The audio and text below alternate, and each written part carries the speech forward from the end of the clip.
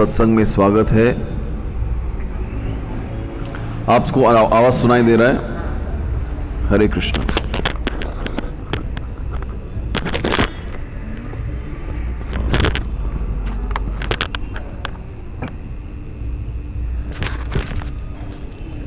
तो इस रविवार के सत्संग में आप सबका स्वागत है।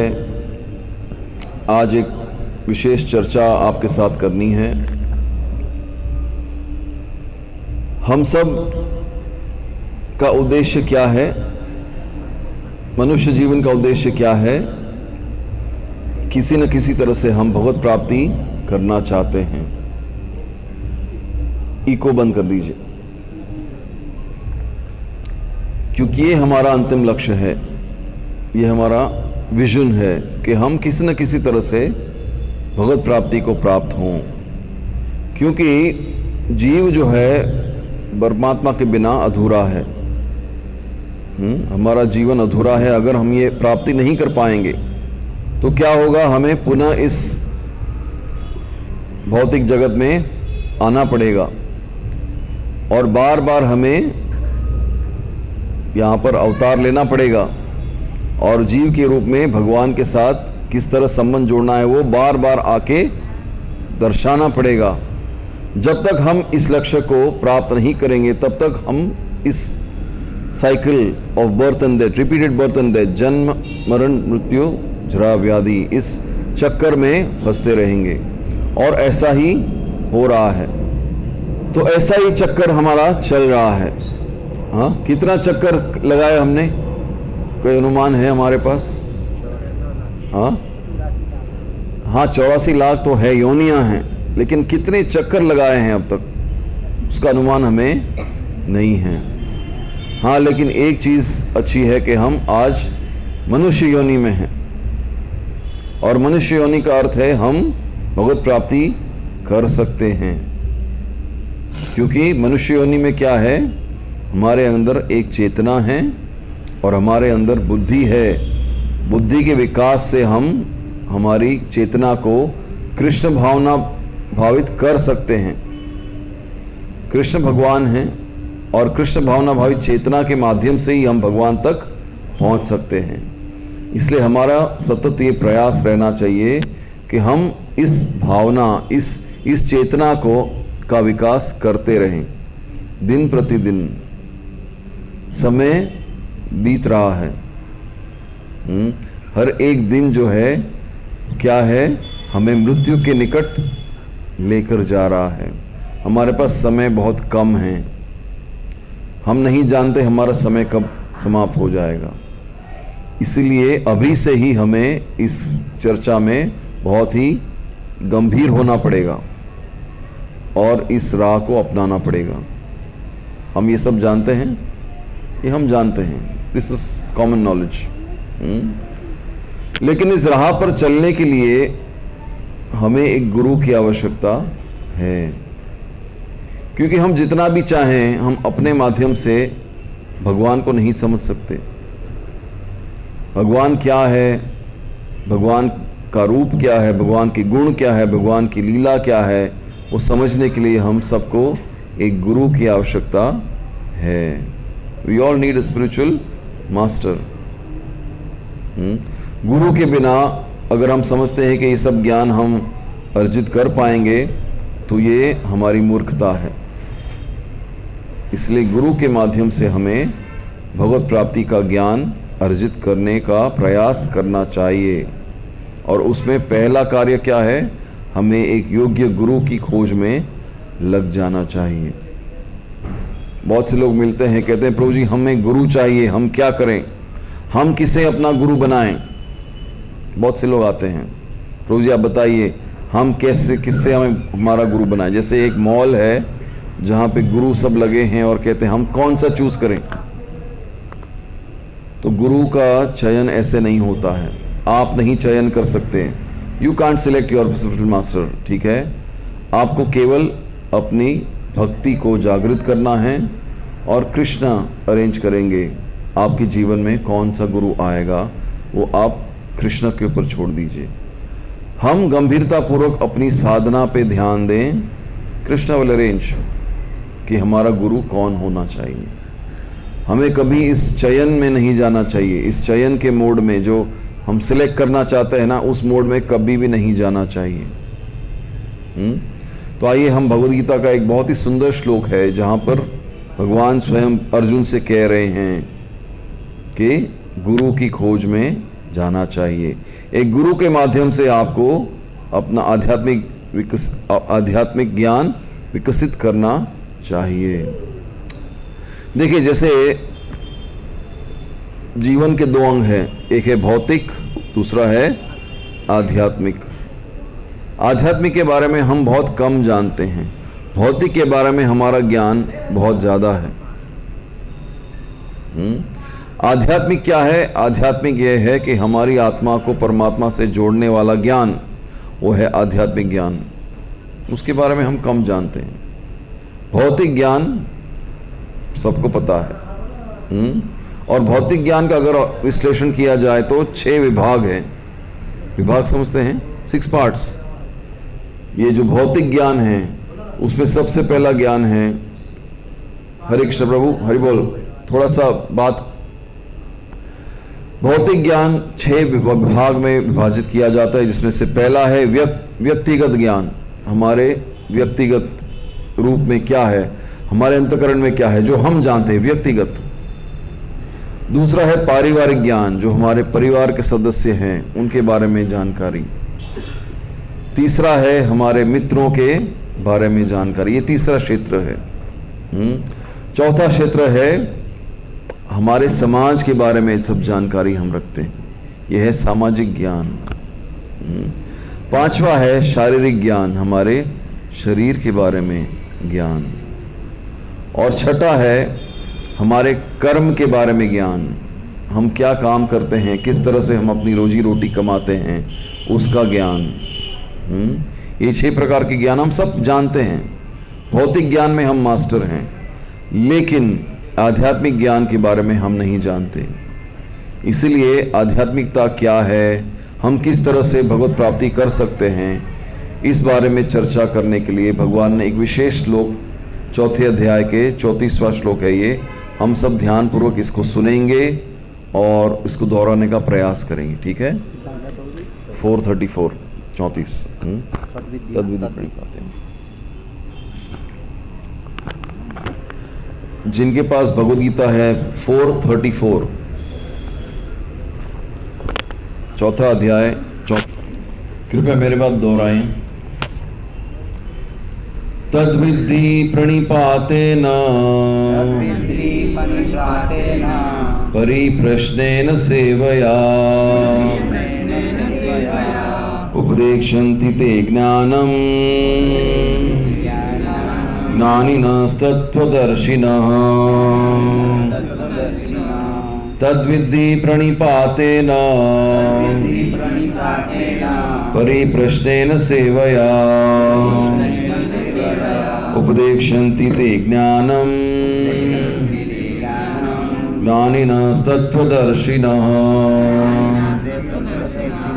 तद्विद्धि प्रणिपातेन परिप्रश्नेन सेवया उपदेक्षन्ति ते ज्ञानम् ज्ञानिनस्तत्त्वदर्शिनः। कोई दोहराना चाहेगा? तद्विद्धि प्रणिपातेन परिप्रश्नेन सेवया उपदेक्षन्ति ते ज्ञानम् ज्ञानिनस्तत्त्वदर्शिनः। हरे कृष्णा। तो इस श्लोक का अनुवाद इस प्रकार है, कृपया ध्यान से सुनिएगा। तुम गुरु के पास जाकर सत्य को जानने का प्रयास करो। ये कौन कह रहा है? भगवान कृष्ण कह रहे हैं अर्जुन से। तुम गुरु के पास जाकर सत्य को जानने का प्रयास करो, उनसे विनीत होकर जिज्ञासा करो, उनकी सेवा करो। स्वरूप सिद्ध व्यक्ति तुम्हें ज्ञान प्रदान कर सकते हैं, क्योंकि उन्होंने सत्य का दर्शन किया है। कृपया मेरी बात दोहराएं। तुम गुरु के पास जाकर सत्य को जानने का प्रयास करो, उनसे विनीत होकर जिज्ञासा करो और उनकी सेवा करो। स्वरूप सिद्ध व्यक्ति तुम्हें ज्ञान प्रदान कर सकते हैं, क्योंकि उन्होंने सत्य का दर्शन किया है। इसका तात्पर्य इस प्रकार है, श्रील प्रभुपाद द्वारा। श्रील प्रभुपाद की जय। निस्संदेह आत्म साक्षात्कार का मार्ग कठिन है। हाँ, ये जो आत्म साक्षात्कार का मार्ग जो है ये सरल नहीं है। हमें लगता है कि ये सरल है, लेकिन ये सरल नहीं है। लेकिन ये इतना कठिन भी नहीं है अगर हमें योग्य मार्गदर्शन मिले। अतः भगवान का उपदेश है कि उन्हीं से प्रारंभ होने वाली परंपरा से प्रामाणिक गुरु की शरण ग्रहण की जाए। इसलिए हमें गुरु की खोज में लग जाना चाहिए, और वो भी कौन से गुरु? प्रामाणिक गुरु। प्रामाणिक गुरु का अर्थ क्या है? जो परंपरा के माध्यम से हमें प्राप्त होते हैं। परंपरा कौन सी है? जो भगवान ने स्वयं शुरू की है। भगवान ने ये ज्ञान पहले किसको दिया? ब्रह्मा जी को दिया। ब्रह्मा जी ने ये ज्ञान किसको दिया? नारद मुनि को दिया। नारद मुनि ने ज्ञान किसको दिया? व्यासदेव को दिया। व्यासदेव ने ये ज्ञान किसको दिया? माधवाचार्य को दिया। और इस तरह से ये परंपरा के माध्यम से ये ज्ञान it is passed on from generation to generation. ये ज्ञान जो है हम तक पहुंचा है श्रील प्रभुपाद जी के माध्यम से। ये सब जो हमारे सामने है, ये क्या है? प्रभुपाद जी ने हमें ये ज्ञान प्रदान किया है। तो इस तरह से गुरु परंपरा के माध्यम से हम तक ये ज्ञान पहुंच रहा है। इस परंपरा के सिद्धांत का पालन किए बिना कोई प्रामाणिक गुरु नहीं बन सकता। भगवान आदि गुरु हैं, अतः गुरु परंपरा का ही व्यक्ति अपने शिष्य को भगवान का संदेश प्रदान कर सकता है। कोई भी गुरु नहीं बन सकता। गुरु बनने के लिए एक योग्यता होनी चाहिए। सबसे पहली योग्यता क्या है? कि परंपरा के माध्यम से, और ये जो ब्रह्म मध्य गौड़ीय वैष्णव संप्रदाय है, इसके माध्यम से हम गुरु तक पहुंच। 4 संप्रदाय है, हम जानते हैं। कौन सी 4 संप्रदाय है? श्री संप्रदाय जो लक्ष्मी जी के माध्यम से हम तक पहुंचती हैं। दूसरा है ब्रह्म मध्व गौड़ीय संप्रदाय, ये जो माधवाचार्य के थ्रू, ये ब्रह्मा जी, माधवाचार्य और अभी चैतन्य महाप्रभु गौड़ीय संप्रदाय, ये दूसरी संप्रदाय है। तीसरा है रुद्र संप्रदाय जो शिव जी के माध्यम से चलाई जा रही है। और चौथी संप्रदाय है कुमार संप्रदाय, जो 4 कुमार हैं, जो ब्रह्मा जी के 4 पुत्र हैं, उनके माध्यम से ये चौथी परंपरा है। हम जो चर्चा कर रहे हैं वो हम कौन से संप्रदाय में हैं? हम ब्रह्म मध्व गौड़ीय संप्रदाय में हैं। तो प्रामाणिक गुरु कौन है? जो इस संप्रदाय, किसी न किसी संप्रदाय के माध्यम से भगवान की चर्चा कर रहा है। उसने परंपरा के माध्यम से इस ज्ञान को जाना है। ऐसा नहीं कि कोई भी उठ के बोल देता है कि मैं अब ये सारा ज्ञान तुमको प्रदान कर, नहीं, कहीं ना कहीं ये किसी न किसी परंपरा से जुड़ा हुआ है। कोई अपनी निजी विधि का निर्माण करके स्वरूप सिद्ध नहीं बन सकता। रूपा जी कह रहे हैं कोई भी अपनी निजी विधि का निर्माण नहीं कर सकता, वो प्रामाणिक गुरु नहीं है। आज के दौर में हम देखते हैं बहुत सारे लोग अपने आप को गुरु मानते हैं, लेकिन यदि उनका ज्ञान प्रामाणिक परंपरा के माध्यम से नहीं पहुंच रहा है तो वो गुरु कहलाने के योग्य नहीं है। जैसा कि आजकल के मूर्ख पाखंडी करने लगे हैं। भागवत का कथन है धर्मा तो साक्षात भगवत प्रणीतम। इसका अर्थ क्या है? धर्म जो है वो देने वाले कौन हैं? केवल और केवल भगवान हैं। भगवान ही धर्म की स्थापना करते हैं। कोई और धर्म की स्थापना नहीं कर सकता। कोई ये नहीं कह सकता कि ये धर्म है, आज मैं कहता हूं यही धर्म का पालन करना चाहिए। नहीं, धर्म कौन देता है? भगवान के माध्यम से हम तक पहुंचता है। Nobody can manufacture a religion. कोई मैन्युफैक्चर नहीं कर सकता। ये कोई यंत्र नहीं है जो हम मशीन नहीं है, या मशीन के माध्यम से कुछ बना नहीं सकते। ये क्या है? भगवान के माध्यम से हम तक पहुंचता है। भगवत तो साक्षात भगवत प्रणीतम, धर्म तो साक्षात भगवत प्रणीतम। धर्मपद का निर्माण स्वयं भगवान ने किया है, और कोई ये दावा नहीं कर सकता कि मैं धर्म बना सकता हूं। अतएव मनोधर्म या शुष्क तर्क के से सही पद प्राप्त नहीं हो सकता। नहीं ज्ञान ग्रंथों के स्वतंत्र अध्ययन से कोई आध्यात्मिक जीवन में उन्नति कर सकता है। कभी कभी हमें लगता है कि हमारे पास भगवत गीता है, हम स्वयं पढ़ के इसको समझ लेंगे, हमें किसी गुरु की आवश्यकता नहीं है। लेकिन ये सही नहीं है। प्रभुपाद जी क्या कह रहे हैं? इसको प्रामाणिक गुरु के माध्यम से ही समझना चाहिए। इसलिए जब भी गुरु महाराज कहीं भी आते हैं तो हम लोगों को इनवाइट करते हैं। क्यों इनवाइट करते हैं? गुरु महाराज कुछ अलग नहीं बोलने वाले हैं, वही बोलने वाले हैं ऐसा हमें लगता है। लेकिन उनके मुखारबिंद से बार बार सुनकर हमें इस ज्ञान का बोध होता है। इस ज्ञान का क्या है? केवल शब्द और स्वर नहीं है। It is not only material knowledge. कोई भी पढ़, नहीं तो हम हजारों चीजें पढ़ते हैं दिन में, न्यूज़पेपर पढ़ते हैं, नॉवेल पढ़ते हैं, लेकिन वो ज्ञान हमारे अंतःकरण तक नहीं पहुंचता है। ये जो भगवान का ज्ञान है वो अंतःकरण तक पहुंचता है गुरु के माध्यम से। तभी हमारी चेतना शुद्ध होती है, और शुद्ध चेतना से जब हम भक्ति करते हैं तो भगवत प्राप्ति का मार्ग और सरल हो जाता है। ये जो भवसागर में हम फंसे हैं उससे निकलने का मार्ग एक ही है कि हमारी चेतना जो है शुद्ध होनी चाहिए।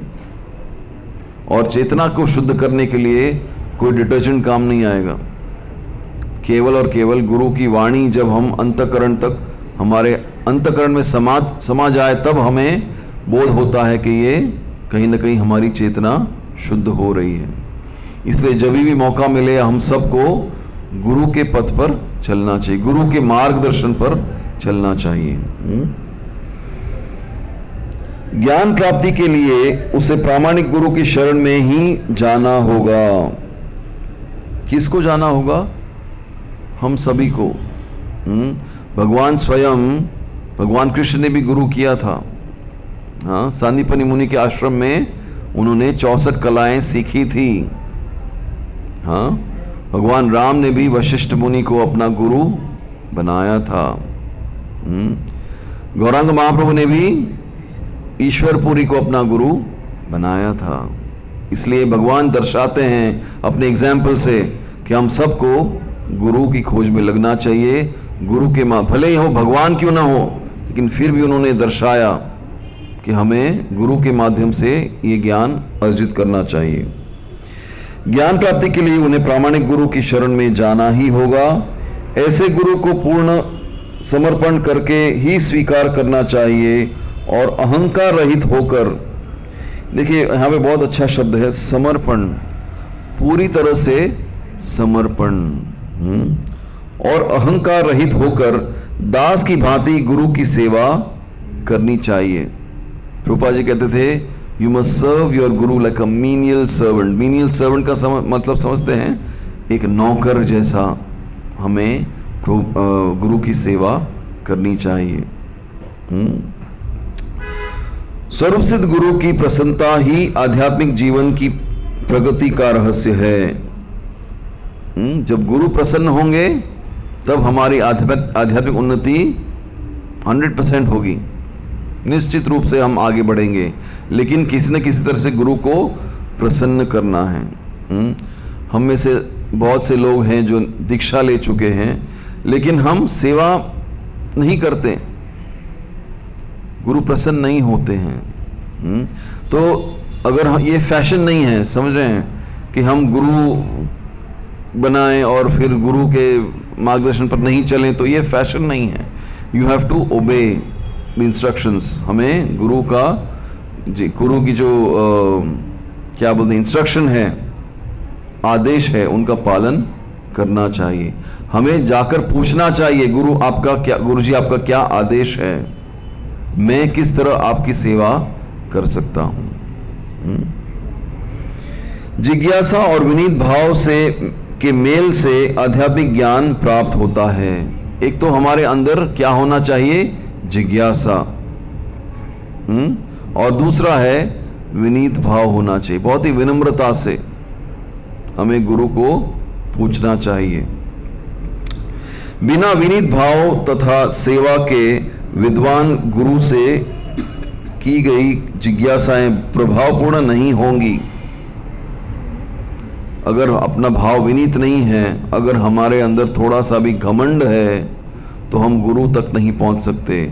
या अगर गुरु ने आपको कोई आदेश दिया भी तो उसका पालन हम नहीं कर पाएंगे यदि हमारे अंदर घमंड की भावना है।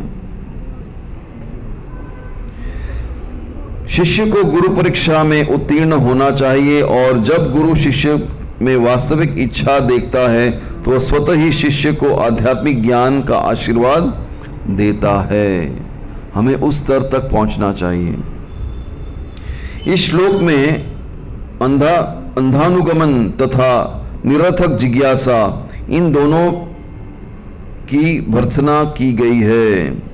शिष्य ने केवल गुरु से विनीत होकर सुने, अपितु विनीत भाव तथा सेवा और जिज्ञासा द्वारा गुरु से स्पष्ट ज्ञान प्राप्त करे। प्रामाणिक गुरु स्वभाव में शिष्य के प्रति दयालु होता है, अतः यदि शिष्य विनीत होकर और सेवा में तत्पर रहे तो ज्ञान और जिज्ञासा का विनिमय पूर्ण हो जाता है। श्रील प्रभुपाद की जय। तो इस श्लोक में प्रभुपाद जी क्या कहते हैं? कहते हैं कि हमें बहुत ही विनीत भाव से और जिज्ञासा पूर्वक गुरु के पास जाना चाहिए। सबसे पहले तो गुरु की खोज में लग जाना चाहिए। जिनके पास गुरु नहीं है, गुरु की खोज में लग जाना चाहिए।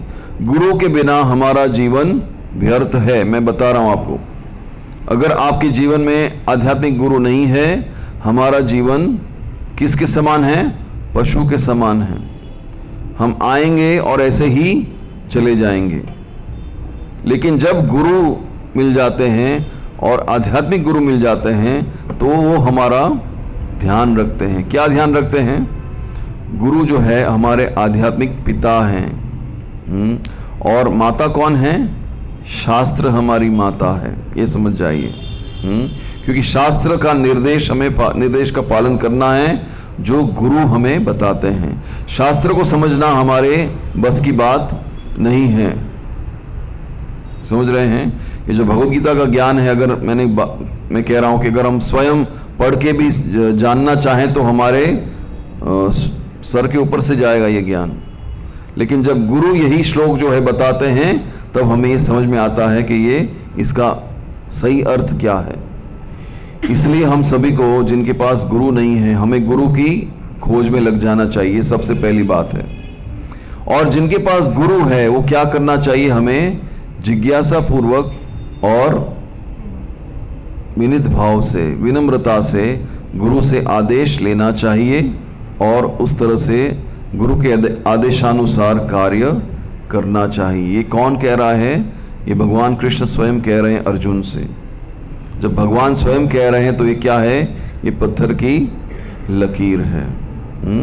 तो मैं आप सबसे विनम्र भाव से विनती करता हूं कि आप इस मार्ग पे गंभीरता से विचार करें।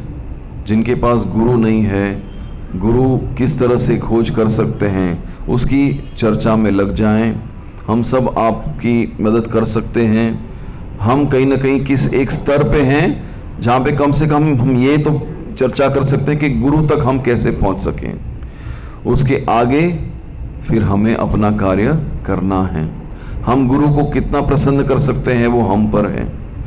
गुरु जितना प्रसन्न होंगे हमारी आध्यात्मिक उन्नति उतनी ज़्यादा होगी। ठीक है? हरे कृष्णा कृष्णा कृष्णा हरे हरे, हरे राम राम राम हरे हरे। और मैंने एक बात कही कि गुरु के चयन में मत रहिए, डोंट चूज, हमको चूज नहीं करना है, हमें केवल अपनी साधना में तत्पर रहना है। बहुत ही गंभीरता पूर्वक साधना करेंगे, कृष्ण प्रसन्न होंगे, कृष्ण हमें गुरु प्रदान करेंगे। हरे कृष्ण। कोई प्रश्न? हरे कृष्णा हरे कृष्णा। समय समाप्त। हरे कृष्णा। तो किसी का कोई प्रश्न है, कोई कुछ पूछना चाहता है, कोई कुछ और बोलना चाहता है? हरे कृष्ण, बोलिए।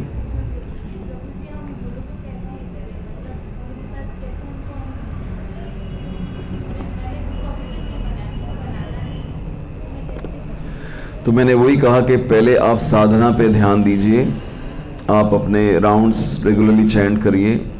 आप जैसे जब राउंड्स चैंट करते हैं तो आप क्या करते हैं? बेसिकली चैंटिंग क्या है? ये हरे कृष्ण महामंत्र क्या है? हम सेवा मांग रहे हैं, we are asking for more and more seva. तो जब हम सेवा मांगते हैं तो किससे मांग रहे हैं? भगवान से मांग रहे हैं। अब भगवान समझते हैं कि अगर आपको सेवा में लगाना है तो आप डायरेक्टली भगवान की सेवा में नहीं लग सकते, इसलिए आपको गुरु प्रदान करेंगे। पहले आपकी साधना में लग जाइए, सही समय पे भगवान सही मार्गदर्शन आपको दे देंगे। हाँ, आपको पता भी नहीं चलेगा किस तरह से ये सब अरेंजमेंट हो जाता है। इसको कहते हैं डिवाइन अरेंजमेंट। डिवाइन का मतलब है, ये बहुत ही, डिवाइन का क्या बोलेंगे हिंदी में? ये एक स्पेशल अरेंजमेंट है। हाँ, जो भगवान अपने समय पे, आपके समय पे आपको सही गुरु का मार्गदर्शन मिल जाएगा, सब कुछ सही हो जाएगा।